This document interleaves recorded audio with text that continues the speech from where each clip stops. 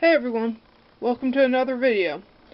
It's not really fitting into the I open the thing category or anything, but it's about the Kaladesh versus Shadows over Innistrad Deck Builder's Toolkit. As you know, they come with technically, they say 125 randomized, semi-randomized when it's more like 40 for 10 packs that are out of like 11 10 packs. So technically, it's semi-randomized, but the rest are the same. Every Kaladesh has the Kaladesh 85, and each Shadows over Innistrad has the Shadows over Innistrad 85. Well, I've went through both deck builders. My personal one, so that means yours may differ a bit because of the 410 packs and the boosters. But I wanted to show you how many duplicates I've got from buying both of them.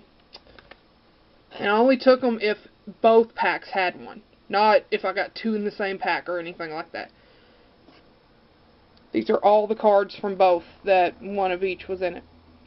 Oh look, that's a lot of cards. 49 from each, so out of the 85, give or take, I mean some might have been from booster packs. Over half are in both. You know, to help you buy these, you need to judge which ones you actually want duplicates of, because some of these you might not get duplicates of due to the boosters, and others you definitely will because of them being default in the packs. So, first is Pack Guardian from Shadows over Innistrad. It's in both of them, or in both of mine. It's a 4/3. It costs 2 force and 2. It's flash. And if you discard a land card when it enters the battlefield, you get 2/2 green wolf creature token. You know, this is what I mean. Some people would want two of these. Some of y'all are not interested at all. And next is Quilled Wolf, also from Shadows. Well, because there should be no Kaladesh doubles, because there was no Kaladesh in the Shadows over Innistrad.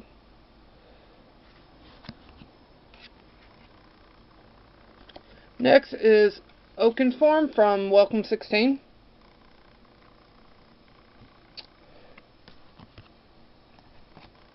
Like some of these you know is in both. Like the Welcome 16 are in both. Which, I mean, some of these cards are good. Some of these cards you want more than one. Some of these you're just like, why is this in both?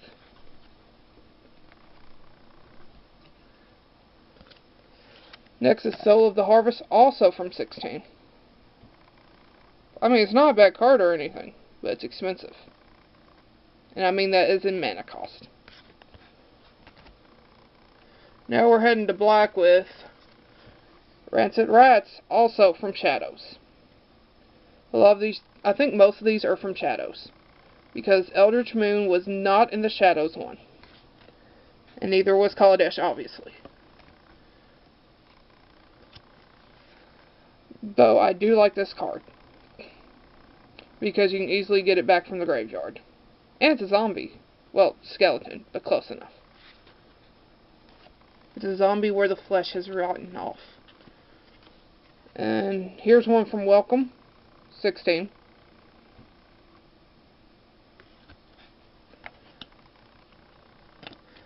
And I've heard of game stores complaining about running out of those Welcome 16s, yet they're in the Deck Builder's Toolkit somehow.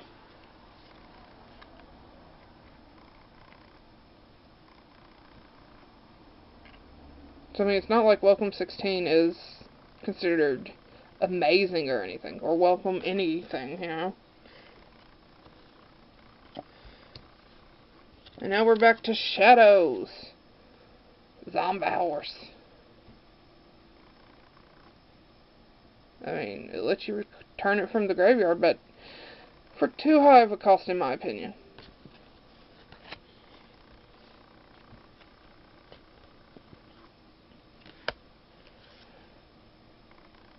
I mean, I'm not saying these cards are bad or anything, I'm just saying, you know, you're paying, give or take, $20 for this.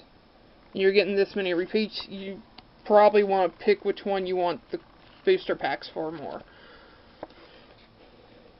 You know, would you rather have vehicles and stuff, or would you rather have vampires, zombies and horror type stuff.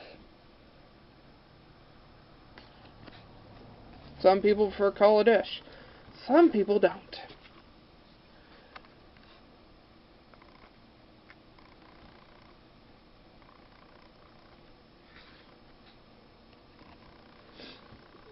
And that's personal preference there. Like me, I like vampires. Such as this, as in the art of this red one. From Shadows over Innistrad again. Surprise! Most of the common ones are going to be pretty much all of them are 16 and Shadows, I believe. Actually, I think all of them are. So, you know. Keep hitting my little light over here. But I do like this wolf. It just doesn't fit into my wolf deck. That is, I think, pretty much completely forced, if not.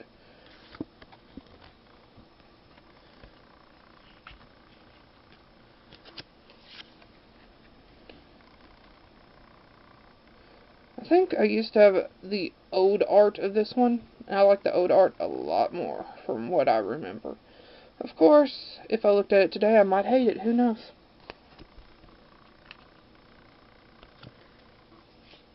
Which I do kind of like this card if you're going against a pure flying deck, and you either have no flying because you didn't put any in, or you have the bad luck of they've been killed, or, you know, things happen. It gives you at least one turn to either attack or give you a chance to not die. You know, that's always nice. Which I kind of like this card too. Of course, I'm one of those people that believes no common and uncommon is worthless. Same goes for rares. You just have to find the right deck to use it in.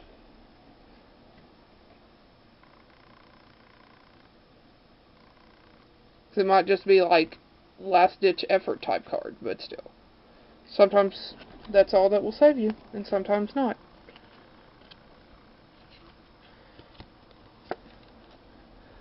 Let's see. See, this is the type of card I would like, actually, because I'll do 3 damage to my opponent, 2 damage to one of their creatures, 1 to another. As long as they have 2 creatures out. If they don't, I'm going to be taking some pain. But that's okay. You should be prepared for that when you play that card, or put it in your deck.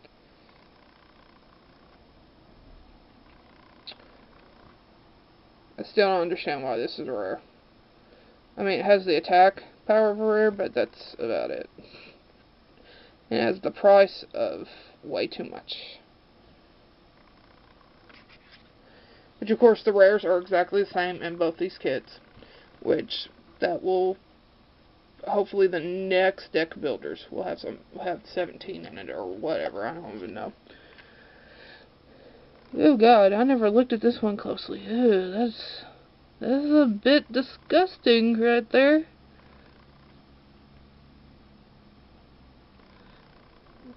You know, just to say the least. And obviously we're on blues now. I'm just glad I didn't get more copies than this of some cards. Some cards you just don't care for, whether it's not the color you play or what.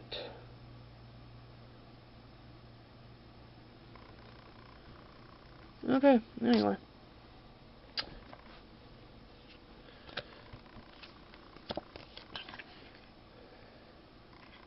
I mean, of course, if you can find both of these for really cheap, why not buy both? They're pretty good storage boxes.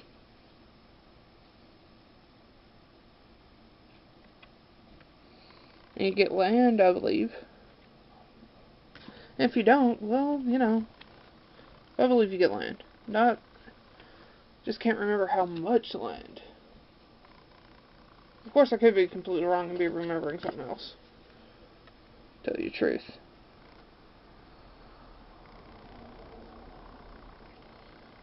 So, there you go.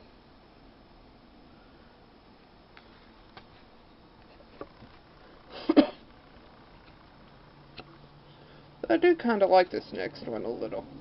mainly because of the art than anything else. Though it does fly. And you get a counter of +1/+1 if you pay 3 and draw a card. But it does cost 6 for that. 6/6 for 6. And now we are finally to the white cards. See?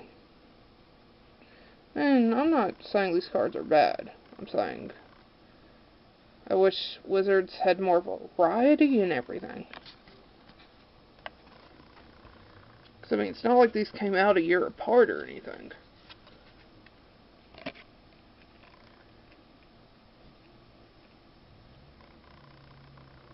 That's what bothers me, you know, to tell you the truth.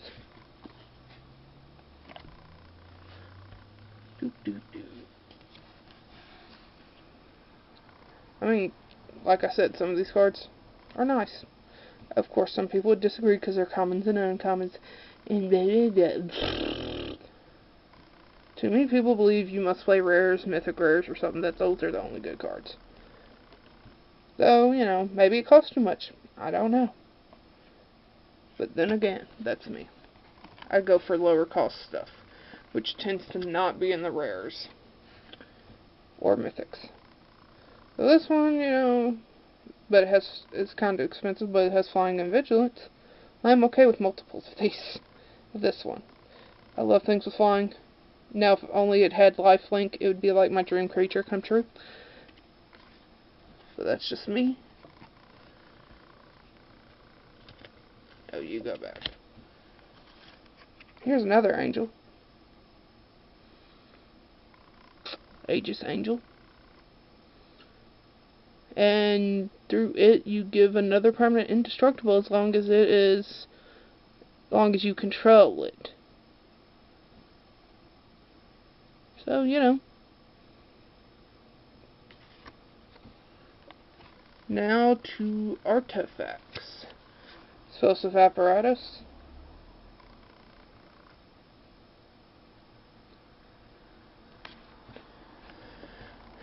Oh, wait. That was the only artifact. I did not realize it. Oh, look. From each one, 2 of each of these. Which, I mean, people like dual lands. Usually. But these do come into the battlefield tapped automatically, and that makes them less desirable. But, you know, so what?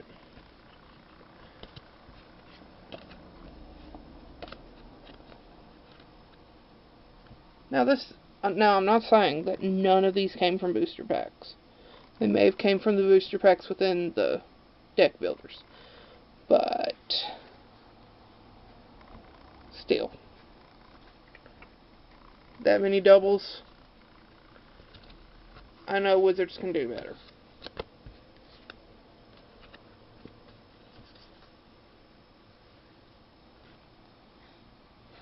Though I do like the art of a lot of these dual lands, to tell you the truth. Actually, I like a lot of the art of most cards in general.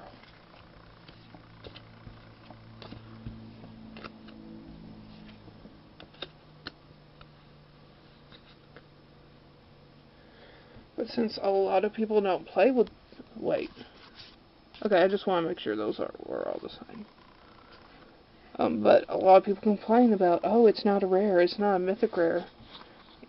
Or it's a junk rare. Well, these are uncommons, I ain't that bad. Because I had a time I was playing someone. I won against them, by the way. But my first 2 lands were ones that came into the game tapped. But hey, it still worked out. I'm not sure if it was this land, but if it wasn't, it was a very similar land. Because it was a black-red deck. So it had to be similar to this card, if not it. Oh, I think it was Akum Refuge or whatever. Could be wrong.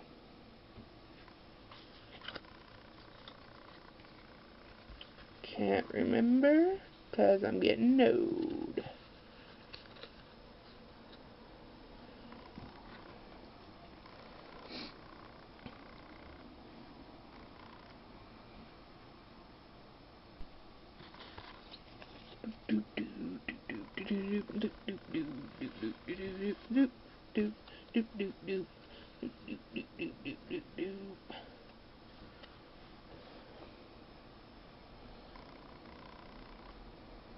See?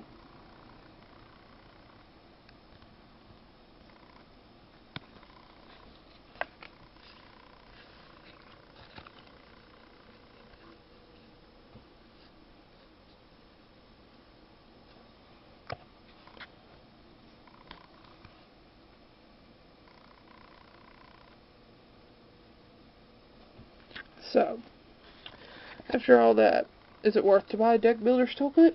A lot of people argue that you can't build a deck out of it.